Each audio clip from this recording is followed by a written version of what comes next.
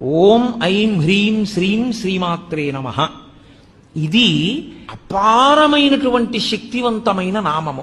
ఇంకా దీనికన్నా శక్తి ప్రసరణం ఇంకా దీని వల్ల జరగదు, అంత శక్తివంతం. ఈ శక్తిని ఎందుకు తీసుకొస్తారంటే ఈ బీజాక్షరాలతోటి ఓం అంటే ప్రణవం. ప్రణవము మహత్వాన్ని చెప్తుంది. అసలు ఈ బ్రహ్మాండంలో నిర్గుణమైనటువంటి పరబ్రహ్మము నాదరూపంగా రావడం దగ్గర నుంచి ప్రణవం చెప్తుంది. అందుకని మహత్వశక్తికి అంతటికీ కూడా ఓంకారము ప్రతినిధి. అలాగే ఐం ఇది కవిత్వ శక్తికి ప్రతినిధి. అలాగే పటుత్వం కలగాలి అంటే హ్రీం. అలాగే సంపదలన్నీ కలగాలి అంటే మనం చెప్పేటటువంటిది శ్రీం. ఇవి నాలుగు చెప్పి ఇవి ఎవరి వల్ల వస్తాయి?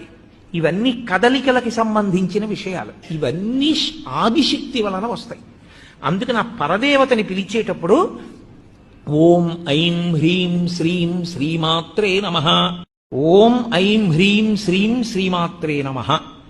ఇది అపారమైనటువంటి శక్తివంతమైన నామము. ఇంకా దీనికన్నా శక్తి ప్రసరణం ఇంకా దీని వల్ల జరగదు, అంత శక్తివంతం. ఈ శక్తిని ఎందుకు తీసుకొస్తారంటే ఈ బీజాక్షరాలతోటి ఓం అంటే ప్రణవం. ప్రణవము మహత్వాన్ని చెప్తుంది. అసలు ఈ బ్రహ్మాండంలో నిర్గుణమైనటువంటి పరబ్రహ్మము నాదరూపంగా రావడం దగ్గర నుంచి ప్రణవం చెప్తుంది. అందుకని మహత్వశక్తికి అంతటికీ కూడా ఓంకారము ప్రతినిధి.